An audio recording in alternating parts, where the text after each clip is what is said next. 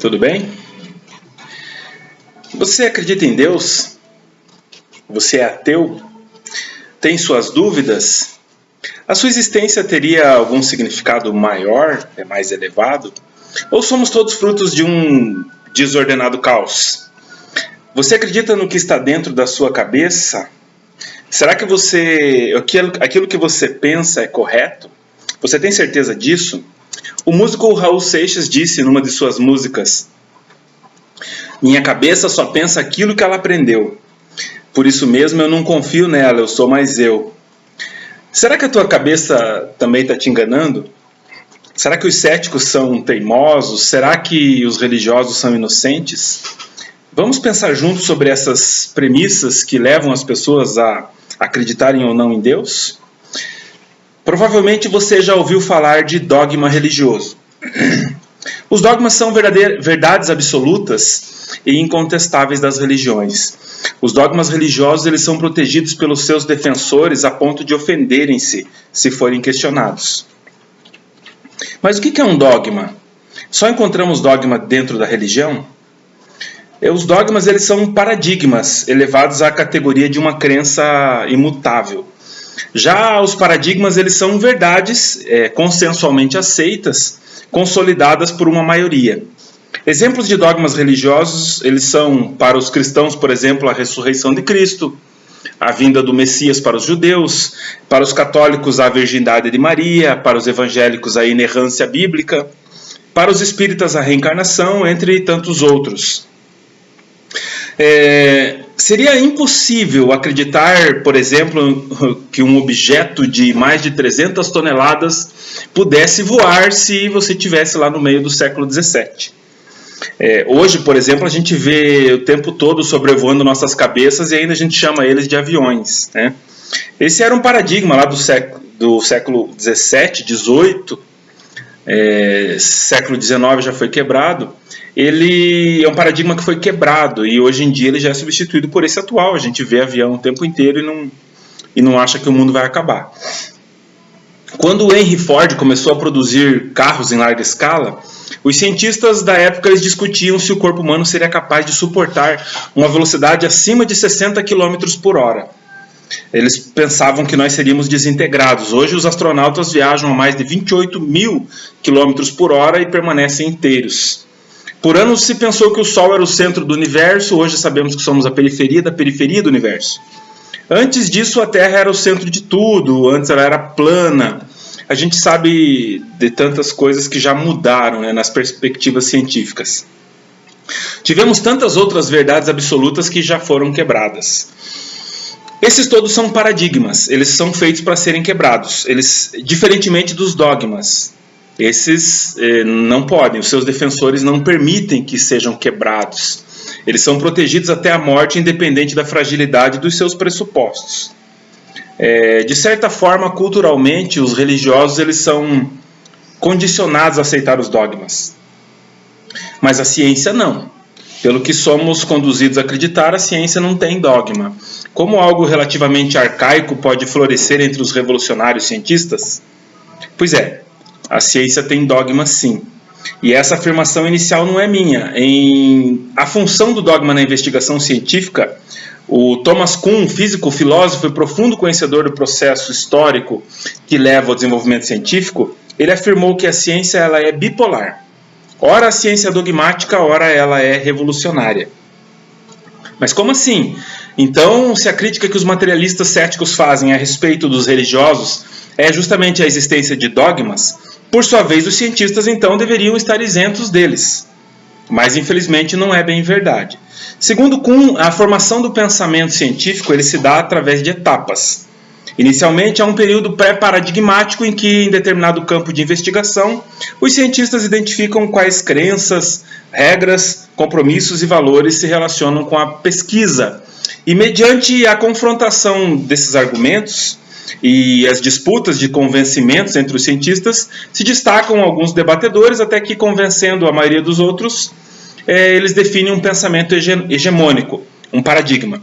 Se esse paradigma ele for posto à prova algumas vezes e ele se sustentar, ele se torna um dogma ou um postulado, um axioma, enfim, uma verdade científica incontestável. Obviamente que de tempos em tempos, pela própria dinâmica da ciência, surgem as chamadas anomalias da natureza, que colocam à prova os paradigmas. Se a anomalia é suficientemente forte a ponto de, a partir dela, surgir outro paradigma, o processo de disputas de conhecimento se reinicia até que uma nova hegemonia se solidifique, gerando um novo paradigma, ou um dogma mesmo, né? Dependendo da força do seu fundamento no contexto. Em suma, para Thomas Kuhn, em que para ele a ciência é bipolar, o cientista deveria ter os pés no conhecimento científico, dogmático, mas o espírito livre, aberto e revolucionário. Essa seria a maneira correta de agir do cientista. Por outro lado, Max Planck, físico alemão, considerado o pai da física quântica, ele asseverou que, abre aspas, uma verdade científica nova não é geralmente apresentada de maneira a convencer os que se opõem a ela.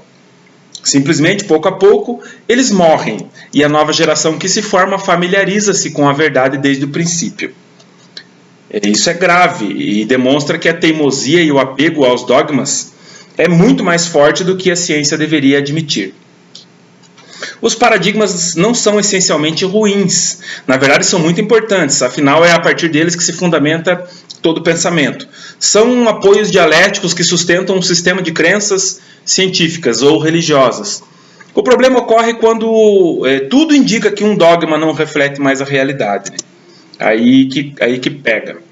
No livro A Ciência no Mundo Moderno, de 1925, Alfred North Whitehead, filósofo, lógico e matemático britânico, ele ataca o problema que chama de materialismo científico dogmático, dizendo, abre aspas, uma ciência que hesita em esquecer os seus fundadores está perdida, fecha aspas. Todos os cientistas relevantes tiveram que questionar os dogmas estabelecidos. Os mais sábios, por sua vez, questionaram as suas próprias verdades, como disse Albert Einstein, tudo é relativo. Ou seja, todo dogma só é verdadeiro em relação aos seus próprios pressupostos. Obviamente, o dogma trata-se de uma verdade, mas dizer ser verdade absoluta ou inquestionável é uma afirmação improcedente ou até limitante. De minha parte, eu passei grande parte da minha vida questionando a existência de um mundo espiritual paralelo ao nosso, onde existiria um Deus ou outras criaturas celestiais que exerceriam poder sobre a nossa realidade. Essa hipótese, para mim, sempre foi esdrúxula, para não dizer até absurda. Não havia lógica em seres empoderados que ficavam disputando por almas humanas e que lá de onde elas estivessem, elas nos observariam e controlariam as nossas ações. Por outro lado, a lógica cartesiana e a beleza com que aprendi o evolucionismo de Darwin me fascinava e fazia muito sentido para mim. O que falar então do Big Bang, criador do universo? Essa teoria fantástica ela é supedaneada em teorias científicas referendadas pelos intelectuais mais brilhantes da Terra. Afinal, os cientistas desvendaram tudo. A mecânica celeste, a relatividade, a física, a biologia, a química, a teoria atômica, física quântica, tantas outras teorias nos explicando a natureza, a composição das coisas, nos trazendo uma segurança de que tudo era previsível. Desde a composição e o comportamento da maior estrela até a menor partícula. E separadamente, ainda para fins didáticos, nas condições adequadas de temperatura e pressão, tudo fazia sentido. Até que os cientistas, eles sedentos por desvendar mais segredos ou por publicar uma novidade científica, debruçaram-se sobre uma hipótese, a hipótese de uma teoria de tudo, a teoria unificadora. Essa teoria ela consiste na intenção de unir as grandes teorias em uma só, a relatividade geral e a física quântica. O problema é que essa busca provocou a relativização de alguns dogmas até então sólidos, que de certa forma sustentavam toda a ciência consolidada, fazendo restar assim no final mais dúvidas do que certezas. Buscando respostas, os cientistas encontraram novas perguntas. Caímos desajeitadamente no campo da incerteza. Ainda assim, para mim, isso seria apenas um momento na história e logo os cientistas nos cercariam de respostas perfeitas e lógicas a ponto de nos remeter novamente à segurança de nossas certezas a respeito do mundo. Mas não foi bem assim que aconteceu. A dúvida gera sede de respostas e eu fui atrás delas. mas agora eu estava sem o sólido assoalho da minha ciência, que sempre manteve o meu ceticismo pujante. Eu devo aqui confessar que desde a minha adolescência eu fui um entusiasta da ufologia, né? Os bichinhos verdinhos aí. Eu sei que filmes de guerras estelares e ficção científica contribuíram muito para isso, mas eu conheço muitos cientistas de renome acadêmico que temem confessar a mesma inclinação. Esse temor está diretamente ligado ao argumento central dessa reflexão. Nessas pesquisas pouco ortodoxas, eu me deparei com algo intrigante. Existem dezenas de milhares de evidências contundentes sobre a hipótese de termos sido visitados por seres não terráqueos. Não fiquem constrangidos. Eu também tenho a forte tendência de desconfiar de números assim tão expressivos. Mas esses relatos foram submetidos ao crivo de pesquisadores sérios, como Abraham Loeb, chefe do Departamento de Astronomia da Universidade de Harvard, Anthony Beasley, diretor do Observatório Nacional de Radioastronomia dos Estados Unidos, Silvano Colombano, cientista da Agência Espacial Norte-Americana, Christopher Conselice, professor de astrofísica, Frank Drake, astrônomo criador da equação Drake, a equação que estima a quantidade de civilizações inteligentes existindo pelo universo, entre tantos outros pesquisadores. Desses relatos todos, mesmo que quiséssemos fazer uma filtragem criteriosa e tirar desse número absurdo, o gigantesco, uns 99% dos casos menos evidentes, ainda assim restariam quase 1000 evidências praticamente inquestionáveis dos visitantes verdinhos estarem por aí. Porém, aqueles sacerdotes da intelectualidade, defensores dos dogmas da ciência, ignoram essas evidências, pois essas evidências elas não fazem parte do seu cânon de possibilidades. Portanto, elas são dignas de descarte. Percebam que não é meu interesse aqui ficar defendendo a hipótese da existência de alienígenas, mas eu estou sim defendendo o direito de questionar o motivo do silêncio da ciência ortodoxa, dogmática, sobre esse assunto. Então, agora que juntos estamos naufragando conscientemente nesse mar de dúvidas, podemos assim aceitar a afirmação que aquela uma assim colabora que dói menos, e nos permitir mergulhar mais profundamente e desfrutar dessa aventura de desbravador. Ajustemos os nossos escafandros, pois daqui para frente o frio na barriga e a falta de chão firme e o desconforto podem piorar. Presta atenção nisso aqui que eu vou falar. De 1993 a 1998, em Norfolk, Londres, foi conduzido um experimento científico chamado de Experimento Skoll, em que, durante sessões mediúnicas, foram feitos registros de comunicações supostamente remetidas de um mundo espiritual, sendo os interlocutores pessoas que já teriam morrido. Foram mais de 500 experiências verificadas, com alguns autores das mensagens identificados e catalogados, com mais de 1000 testemunhas diferentes acompanhando, entre eles inúmeros cientistas, céticos, ilusionistas, religiosos, professores, curiosos, etc. Tantos documentos que, através de recursos audiovisuais, registraram pelo menos 100 evidências que os pesquisadores não conseguiram refutar, concluindo que, abre aspas, não havia qualquer tipo de tramóia feita pelos membros do grupo e que ficou evidente que a manifestação de forças não encarnadas, espiritualmente inteligentes ou advindas da psique humana, as quais podiam influenciar objetos e materiais, bem como transmitir mensagens visuais e auditivas. Fecha aspas. Estamos aqui falando de evidências submetidas a rigoroso método de análise e refutação que resistiram ao ceticismo de todos os assistentes. Importante aqui eu ressaltar que não estou fazendo uma apologia a determinada religião, nem dizendo que determinada circunstância segue ou não determinado preceito religioso. Mas eu posso dizer que existem mais evidências desses eventos de manifestações espirituais do que provas da existência do buraco negro, de universos paralelos, do graviton, dos bósons, em resumo, aqueles queridinhos mais improváveis da ciência. Para a ortodoxia científica, determinados assuntos de determinadas áreas, apresentadas por determinados pesquisadores, estão sempre recepcionados com carinho e até esforço, a ponto de questões até contestáveis serem dignas de publicação nas maiores revistas científicas do mundo, recebendo status de dogma científico. Ao mesmo tempo em que outros assuntos, áreas ou pesquisadores, por mais sérias que sejam, rigorosamente escrutinadas pelo método científico, recebem o desdém da ciência tradicional. Para mim, esse contraste deixa evidente que a ciência também exige muita fé de seus alunos e pesquisadores para acreditar em algumas das suas teorias consagradas.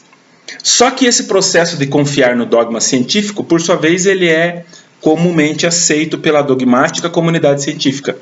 E tudo bem que seja assim. Sempre aprendemos assim, sempre funcionou assim.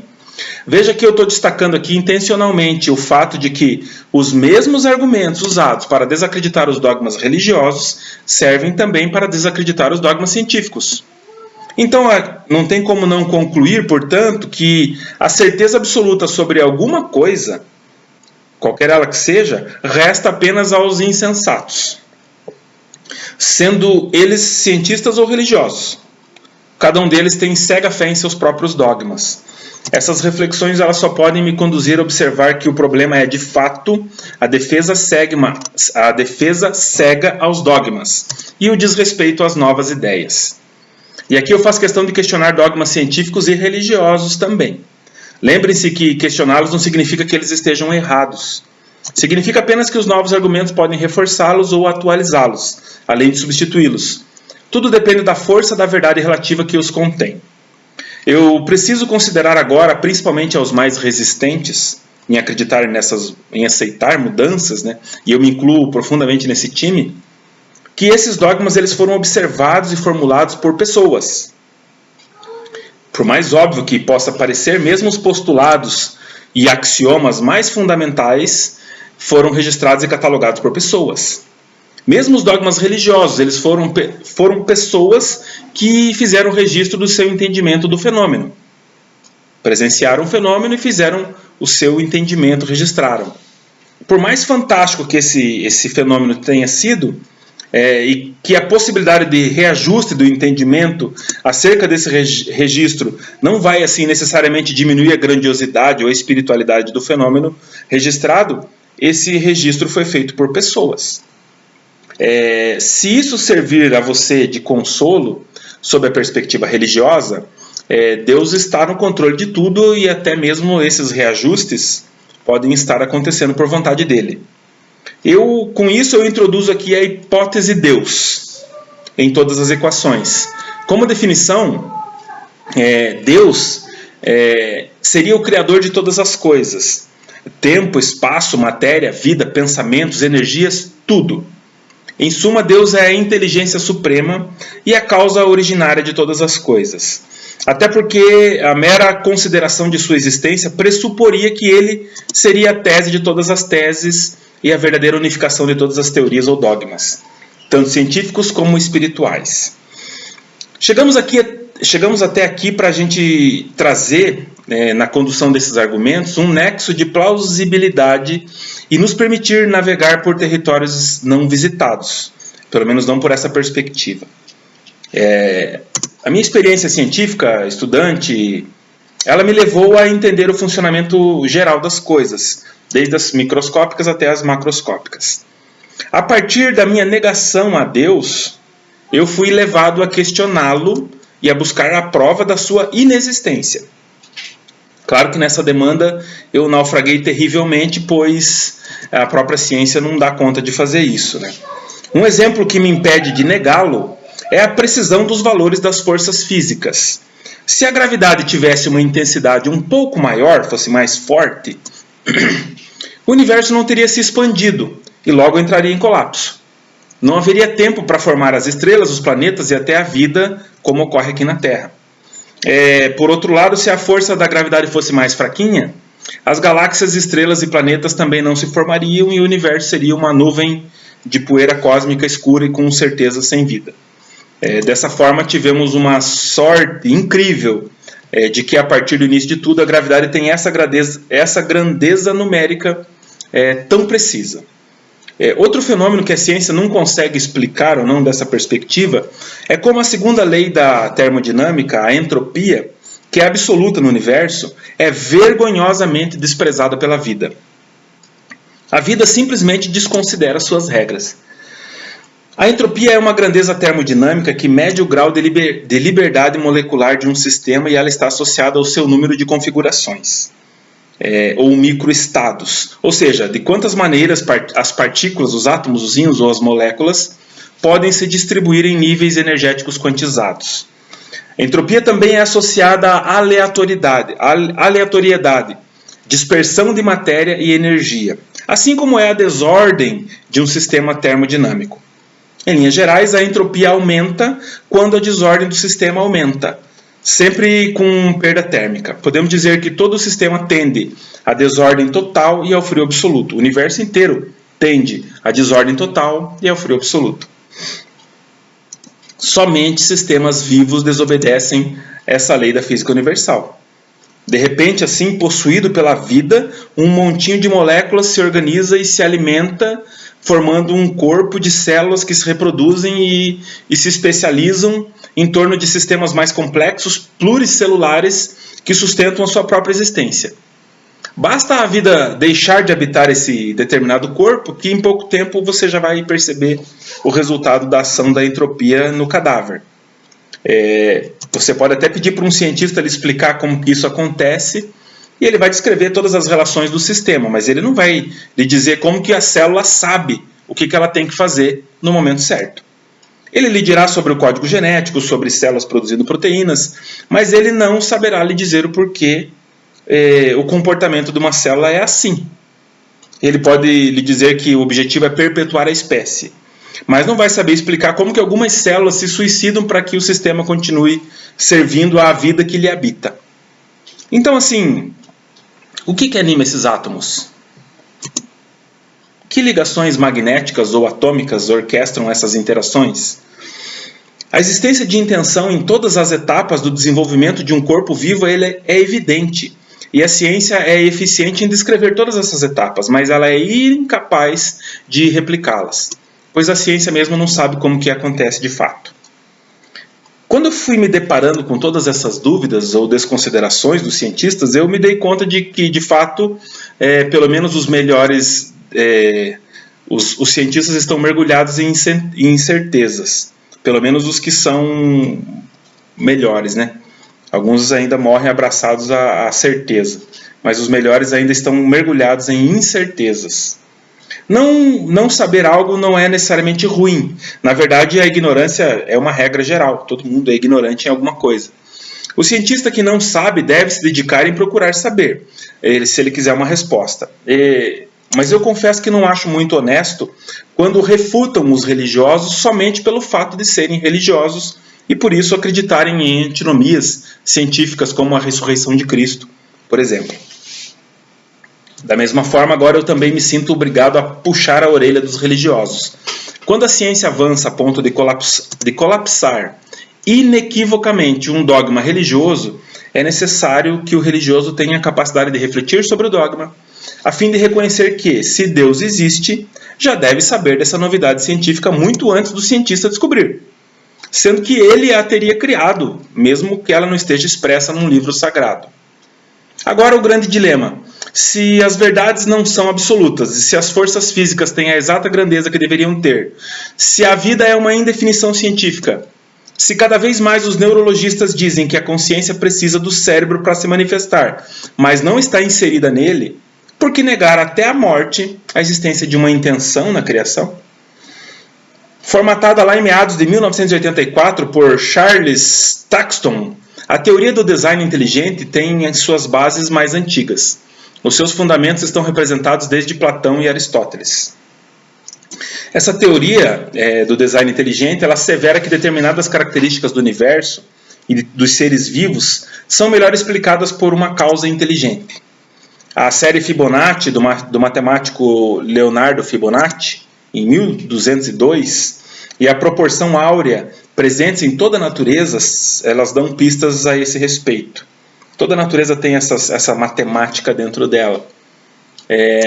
Se por acaso você estiver angustiado, fique tranquilo, né?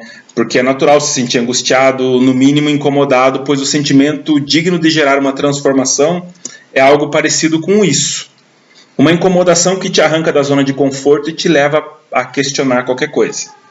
Se você agora for honesto consigo mesmo e estiver disposto a relativizar muita coisa que acreditava até agora, você chegou na marca do pênalti. É nesse ambiente que podemos considerar Deus como uma hipótese científica real. Obviamente que eu me dirijo aqui àqueles que pensam diferente disso.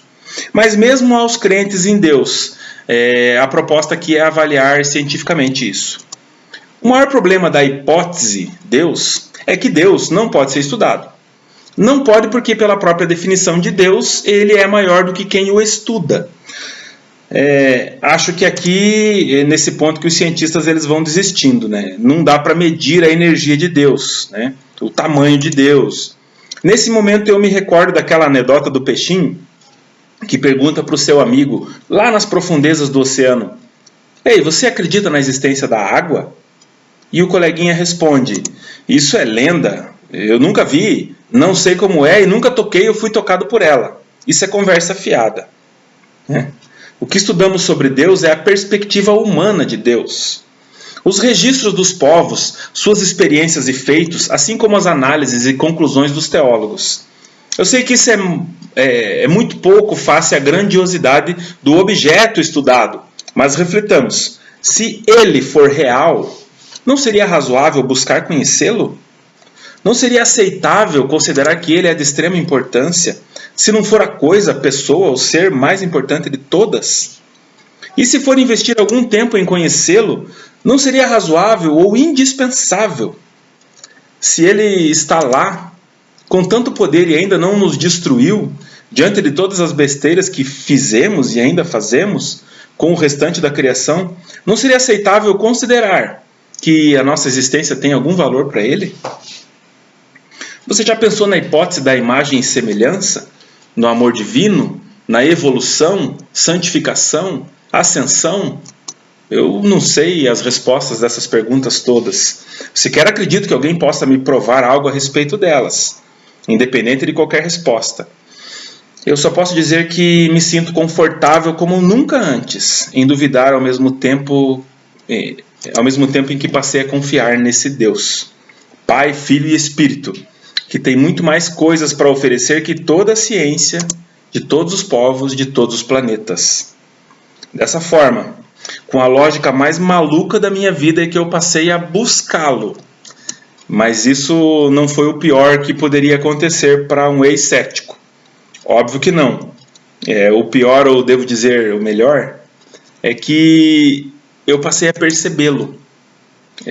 Em minha vida, eu passei a ouvi-lo, vez ou outra, e passei a testemunhar o extraordinário que só pode ser produzido por uma ciência infinitamente mais complexa que nossa humanidade já conseguiu fazer. Com isso eu passei a participar de uma comunidade de fé, passei a amar pessoas estranhas como se fossem meus filhos, me preocupar com elas, e elas passaram a devolver muito mais amor pela minha vida. Sem ser julgado nem condenado, eu passei a enxergar Deus nessas pessoas. Esses pedacinhos lindos dele que estão à minha volta, dentro e fora de mim. Como a água que envolve aquele peixinho crente que agora vê a água por todos os lados, sem considerar o ceticismo do colega que optou pelos dogmas da cegueira. Os velhos cientistas eles precisaram morrer para que os novos pudessem pensar diferente. Os antigos fariseus tiveram que matar a manifestação de Deus para alguns deles perceber, geração após geração, o que haviam feito.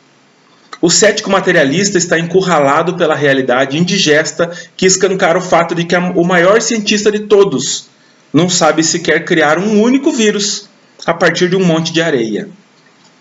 Seus dogmas valem muito mais que a obviedade da constatação de que seus sentidos são limitados para saber coisas que estão além deles. E os velhos fariseus estão mais vivos que nunca, esperando desesperadamente para matar a próxima manifestação de Deus. Eis que seus dogmas estão com milhares de anos óbvios e evidentes, afiados para julgar qualquer manifestação que contrarie uma interpretação antiga. Suponho asseverar que muitos fariseus diriam que um livro é maior que Deus, repetindo assim o mesmo comportamento de 2000 anos atrás. Deus, como hipótese ou realidade, é absurdamente mais sofisticado que qualquer teoria ou livro sagrado. Espero ter ajudado você a pensar nas coisas que te impedem de ir além. Que tal jogar um dogma fora ainda hoje? Obrigado.